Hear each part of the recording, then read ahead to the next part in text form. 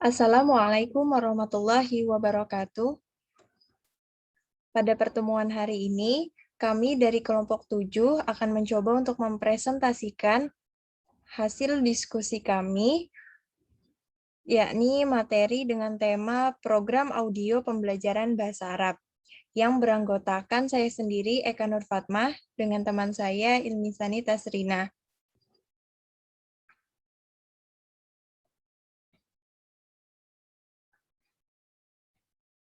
Yang pertama, pengertian media pembelajaran. Media pembelajaran adalah semua bentuk fisik yang didesain secara terencana untuk menyampaikan informasi dan membangun interaksi yang digunakan pendidik untuk memfasilitasi peserta didik mencapai tujuan pembelajaran. Media pembelajaran audio, yakni media yang hanya dapat didengar berupa suara dengan berbagai alat penyampai suara. Pengertian dari media audio, yakni media yang menyajikan pesan secara auditif, atau dengan kata lain, media audio adalah semua media yang pemanfaatannya menggunakan unsur dengar.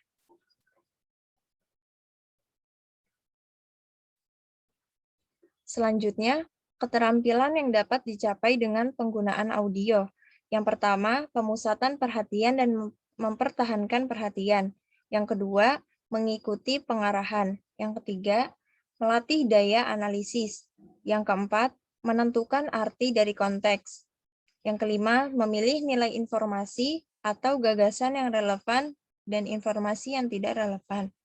Yang keenam, merangkum, mengemukakan kembali atau mengingat kembali informasi.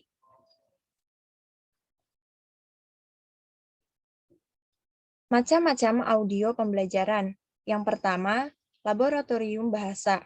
Laboratorium bahasa merupakan media audio berfungsi untuk menunjang proses belajar mengajar, dan penerapannya menggunakan indera penglihatan. Media ini biasanya digunakan untuk menyampaikan materi pelajaran seperti mendengarkan percakapan bahasa asing, termasuk bahasa Arab. Yang kedua, tape recorder. Bagi lembaga pendidikan yang tidak mempunyai penutur asli dalam pengajaran bahasa asing, alat ini sangat efektif untuk digunakan. Alat ini dapat dikatakan sebagai laboratorium sederhana yang bisa dimanfaatkan oleh peminat bahasa untuk menyimpan suara asli. Yang terakhir, alat perekam pita magnetik. Media audio ini digunakan untuk merekam materi pelajaran sehingga dalam penyampaiannya, pendidik dapat memutarnya kembali. Tetapi, alat ini sudah jarang ditemukan karena sudah tergantikan oleh teknologi yang lebih canggih.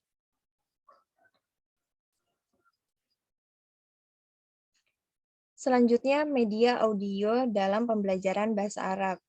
Media audio adalah media yang isi pesannya hanya diterima melalui indera pendengaran saja.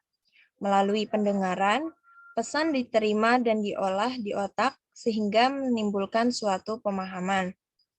Media audio sering digunakan untuk melatih pelajaran istima dan membedakan bunyi-bunyi tertentu, menyimak, dan mendapatkan pemahaman. Selanjutnya, kemampuan menyimak merupakan bagian yang penting dalam pembelajaran bahasa, terutama bila tujuan penyelenggaraannya adalah penguasaan kemampuan berbahasa secara lengkap.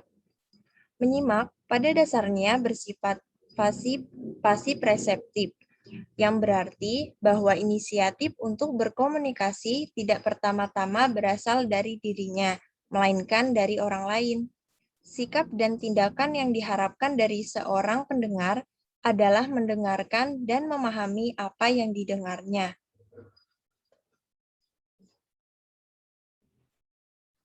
Yang selanjutnya yakni tujuan pembelajaran istima. Adapun tujuan pembelajaran istima dibagi menjadi dua, yakni tujuan umum dan juga tujuan khusus. Tujuan umum yakni agar peserta didik mampu memahami setiap ujaran bahasa sehingga mampu merespon setiap ungkapan-ungkapan selama proses pembelajaran bahasa. Juga agar peserta didik mampu memahami setiap ungkapan bahasa Arab yang ada, baik di dalam kelas maupun di luar kelas. Sedangkan tujuan khusus, yakni agar siswa memahami dengan baik sistem tata bunyi, baik definisi, karakteristik, maupun perbedaannya. baik menyangkut huruf hidup maupun huruf mati. Yang kedua, siswa memahami dengan baik intonasi dan irama bunyi huruf, huruf sambung, dan huruf pisah. Dan yang ketiga, siswa memahami dengan baik simbol bunyi yang didengarnya. Yang keempat, siswa memahami dengan baik makna setiap kosakata dan fungsi kata dan kalimat. Serta yang terakhir, agar siswa memahami budaya asing, terutama budaya Arab. Yang selanjutnya yakni kelebihan media audio menurut Sadiman. Yang pertama, harganya murah dan variasi program lebih banyak daripada di televisi. Yang kedua, mudah dipindahkan dan mudah dibawa kemana-mana. Yang ketiga, dapat digunakan bersama-sama dengan alat perekam radio sehingga dapat diulang atau diputar kembali. Yang keempat, dapat merangsang partisipasi aktif pendengaran siswa serta dapat mengembangkan daya imajinasi siswa. Yang kelima, dapat mengatasi keterbatasan ruang dan waktu. Dan yang keenam, dapat memusatkan perhatian siswa seperti membaca puisi, sastra, menggambar, musik, dan bahasa. Dan yang terakhir, adapun kekurangan media audio menurut RIFAI. Yang pertama, memerlukan suatu pemusatan pada suatu pengalaman yang tetap dan tertentu sehingga pengertiannya harus didapat dengan cara harus belajar secara khusus.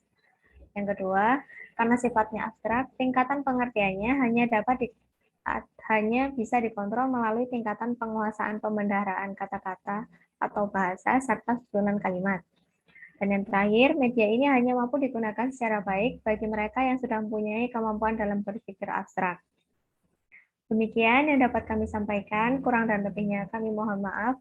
Wabillahi taufiq walhidayah, wassalamualaikum warahmatullahi wabarakatuh.